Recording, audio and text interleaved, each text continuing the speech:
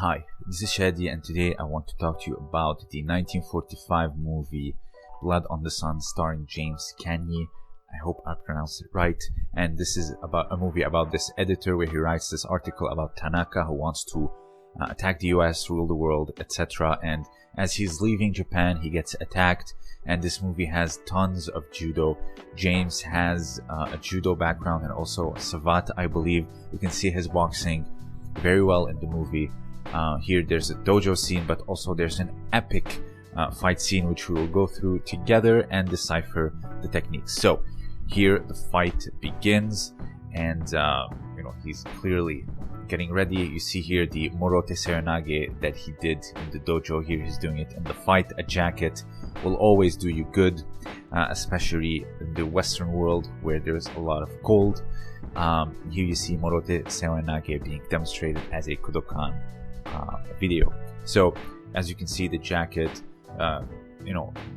tying the elbow up underneath the armpit and pulling down with your hands. So the fight continues, and here some kicks. It looks a little bit like a real fight, how they are swinging, and you can see here this is Ippon Serenade. Let's see it again.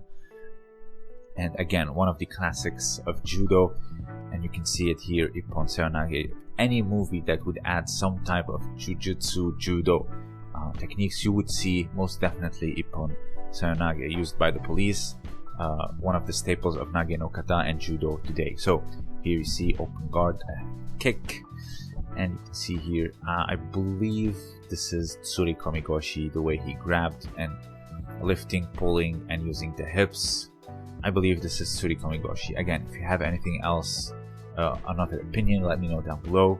Here you see, you grab the sleeve and the lapel, you lift them and you pull them down, and using your hips as fulcrum in order to rotate them and to take them down. So the fight here continues. Look at this Mawari Mai Ukemi. Again, falling down is very crucial to how you protect yourself. Classic circular throw, Tomoe Nage, one of the staples of Sutemiwaza, used in competition, the Olympics, World Championship. Everywhere you can still use it from beginner to advanced. Again, one of the classics of judo along the side of Ippon Serenade. So the fight continues. Great. I would call this Harai Makikomi, or maybe Hane Makikomi, but I saw the leg being outside, not so much the springing hip. And you see here in Jujigatami, then he rolls him through. So let's see here. This is Harai Makikomi. At first I saw it was Hane Makikomi, but I do think that the leg went over to the outside and it became Harai Makikomi. Let me know if you think otherwise. So they go down with Makikomi. I say it's Makikomi because he sacrificed himself in order to throw him. So here, it doesn't have to be around the arm. It could be like a headlock and sacrificing yourself. So here you see finished into Hon Keza Gatame, the scarf hold. Again, the classical pin of judo. Not so much practiced in BJJ. The reason why is they can easily put the shoulder on the ground and go to your back.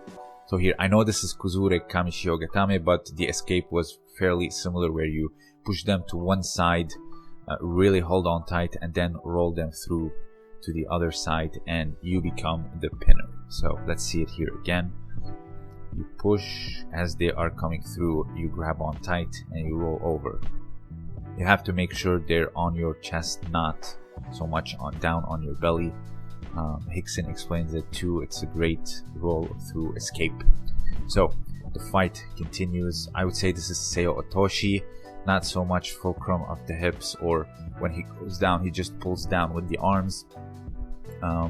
More so Seo Otoshi. You can see a little bit of a bump in the hips, but I would say the way he went down and pulled down with the arms, it's more so, I would say, Seo Otoshi. Not so much using the hips as lever. So the fight here continues, goes down into Jujigatami. Again, the staple of judo, a classic, works in all levels. Ude Hishigi, which means arm crushing, Jujigatami Crosshold.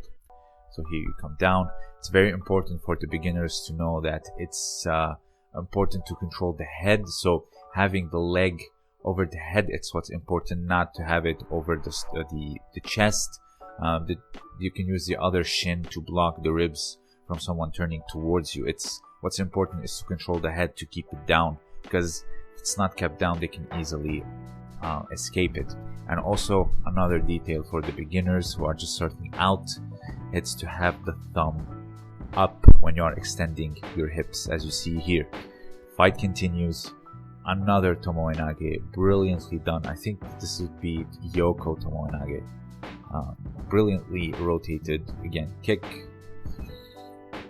And here he takes his back, isolates one arm, or just grabs the sleeve, not so much isolated like a kata hajime, just grabs it in order to prevent an escape, and slides the collar with the other hand. So I would coin this as eri jime, or sliding collar strangle. It's my favorite choke. Second would be Sanka Kojima. So here you see, this is the basic kata form you find in katame no kata, but as you see here, you get a deep grip, you straighten the other one, and you just extend, making the collar slide across the neck, strangling your opponent by restricting blood flow to the brain. You don't have to grab the other collar, you can grab the wrist to prevent them from escaping, you can grab the leg. It doesn't have to be this particular form. This is just the basic form. It's one of the most versatile choke with so many variations to it. So here, the fight continues, but there's no more judo. It's mainly like just classical pugilism. But I know this has nothing to do with the video, but I wanted to add this really quick note. This morning, the Kodokan uploaded this video of Ukigatami, or floating hold.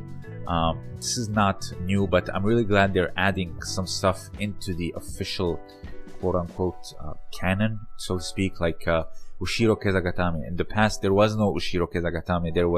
It was a variation of Kuzure Kezagatami. Also, they added Makikomi for Kochi. So Neon Belly, I would consider it also a form of Ukigatami, because I know BJJ guys can relate, because when you are, as you see here, Ukigatami, floating hold by Gunji Koizumi. You can see the knee here. It's either on the shoulder, the chest, or the stomach. Let's see it here as a transition into Sankaku Jime from mount.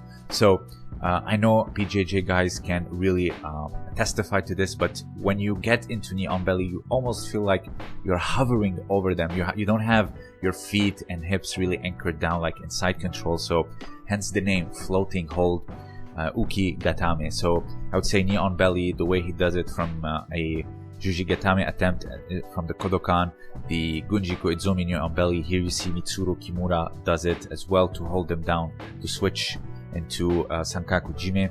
I would say you feel like you are hovering. So the reason why, I don't know why, but when you get into Neon Belly, even if you have both your hands anchored down, the referee doesn't call for osaikomi, because it's not such a stable position. So I don't know, seeing this video this morning, it really made me think that could it be that this would probably be considered a pin in the future, because I don't know. Let me know down below if you have anything else to add, and also consider supporting me on Patreon. Your support would mean greatly in order to keep this work going. Also, don't forget to check out the links in the description below. This was Shadi, and thank you for listening.